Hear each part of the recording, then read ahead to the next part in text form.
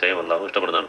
ഇത് മുസ്ലിങ്ങളെ കുറിച്ചാണ് പറയുന്നത്. കൂടെ നിൽക്കുന്ന മുസ്ലിങ്ങൾ ഇനി പ്രവാചകനെ വിമർശിച്ചാലും അവർ പറയുന്നത് പ്രവാചകൻ അനിഷ്ടക്കേടുണ്ടായാലും അള്ളാഹു പറയുന്നത് എന്റെ കാരുണ്യം കൊണ്ടാണ് നീ അവരോട് വളരെ സൗമ്യമായി പെരുമാറുന്നത്. ഇങ്ങനെ നമ്മൾ സാധാരണ ജനങ്ങളായാലും ആണ് നമ്മളെ പോലുള്ള ആൾക്കാരാണെങ്കിലും പോലും നമ്മളെ കുറിച്ച് വിമർശിക്കുമ്പോഴും നമുക്ക് എതിര് പറയുമ്പോഴും ആക്ഷേപിക്കുമ്പോഴൊക്കെ ദേഷ്യം വരും. നമുക്ക് പെട്ടെന്ന് ദേഷ്യം വരും. ആരായാലും സ്വന്തത്തിനെ പറഞ്ഞു കഴിഞ്ഞാൽ ആർക്കാരും ദേഷ്യം വരും. പക്ഷെ പ്രവാചകൻ അങ്ങനെ ആയിരുന്നില്ല എന്നുള്ള ആ സ്വഭാവമാണ് ഇതിനകത്ത് മനസ്സിലാക്കുന്നത്.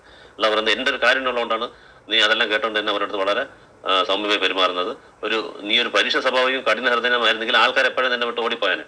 അപ്പം എല്ലാവരോടും സൗമ്യമായിട്ടാണ് പ്രവാചകൻ ചെയ്തിരുന്നത്. അപ്പോൾ അവർക്ക് വേണ്ടി നീ ക്ഷമ ചോദിക്കുക, അവർക്ക് വേണ്ടി പാപമോചനം ചെയ്യുക എന്ന് ക്ലിയർ ആയിട്ട് ഇതിനകത്ത് പറയുന്നത് കേൾക്കാം.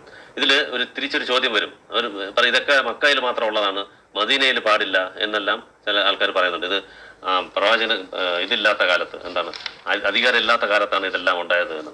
അങ്ങനെയൊന്നും ഒരിക്കലും പറയത്തില്ല. അതായത് ഇസ്ലാമിക ഗവൺമെന്റ് ഉള്ളപ്പോൾ പോലും പ്രവാചകനെതിരെ സംസാരിച്ചിട്ട് പ്രവാചകൻ ഉണ്ടാതെ തന്നെ ഇരുന്നിട്ടുള്ളത്. നിങ്ങൾക്ക് അറിയാം, ഖൈബറിൽ വെച്ചിട്ട് ഒരു ജൂത സ്ത്രീ വിഷം കൊടുത്ത് കൊല്ലാൻ ശ്രമിച്ചു പ്രവാചകന്. ഒന്നും ചെയ്തില്ല. അത് മക്കയിലല്ലല്ലോ, അത് മദീനയിലല്ല. ഫുൾ അധികാരം ഖൈബറെല്ലാം പിടിച്ചടക്കി എല്ലാം കയ്യിൽ നിൽക്കുന്ന സമയത്താണ് ഇത് ചെയ്യുന്നത്. വലിയൊരു ചക്രവർത്തി ആയിരിക്കുന്ന സമയത്ത് കൊല്ലാൻ നോക്കി. ഇത് എന്താണ് ഒരാളുടെ വിമർശിക്കുകയല്ല, അതിശയം പറയുന്നതല്ല, കൊല്ലാൻ ജീവൻ തന്നെ എടുക്കാൻ നോക്കി. എന്നിട്ടൊന്നും പറഞ്ഞില്ല. ഇത് ക്ഷമിച്ചു വിടാൻ പറഞ്ഞു. ഇത് നിങ്ങൾക്ക് ബുഹാരിയിലെ 2617. അപ്പൊ ഇത് എന്തിനെടുത്താലും ഇവർ മക്കയിൽ മദീന എന്ന് മാറ്റുന്നത്. ഇതെല്ലാം ഈ ആയത്തൊന്നും ആവശ്യമില്ല എന്നുള്ളത്.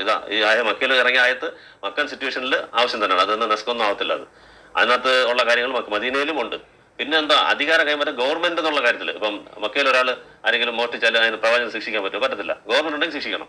ആ ഒരു വ്യത്യാസം വരും മക്കയും മദീന തമ്മിൽ. അല്ലാതെ പ്രവാചകനെതിരെ പറഞ്ഞ കാര്യങ്ങൾക്കോ അല്ലെങ്കിൽ അദ്ദേഹത്തെ പഠിക്കുന്നതിനോ അദ്ദേഹത്തിനെ എതിർക്കുന്നതിനോ ഒന്നും ഇത് ഗവൺമെന്റ് എന്നുള്ള രീതിയിൽ എതിർത്താൽ ശിക്ഷിക്കും മദീനയിൽ വന്നാലും. അപ്പൊ നിങ്ങൾക്ക് കാണാം, പ്രവാചകനെ സ്വന്തമായിട്ട് വിമർശിച്ചതിന് ഒരിക്കലും പ്രവാചകൻ റിവഞ്ച് എടുത്തിട്ടില്ല. ഇത് നിങ്ങൾക്ക് ബുഹാരിയിലെ 6126 കാണാം. ഒരു കാലത്തും നെവർ എന്നാണ് പറയുന്നത്. നെവർ ടു റിവഞ്ച് എന്ന് പറയാൻ. അതായത് ഒരു കാലത്ത് ആദ്യം മുതൽ അവസാനം വരെ മക്കയിലായാലും മദീനയിലായാലും അദ്ദേഹത്തെ അധിക്ഷേപിച്ചാൽ, അദ്ദേഹത്തെ പറഞ്ഞാൽ റിവഞ്ച് എടുക്കത്തില്ല. അത് ബുഹാരി 2626 കാണാം. പ്രത്യേക സംഭവമായിട്ട് കാണാം. ഈ ജൂതന്മാർ വന്നിട്ട്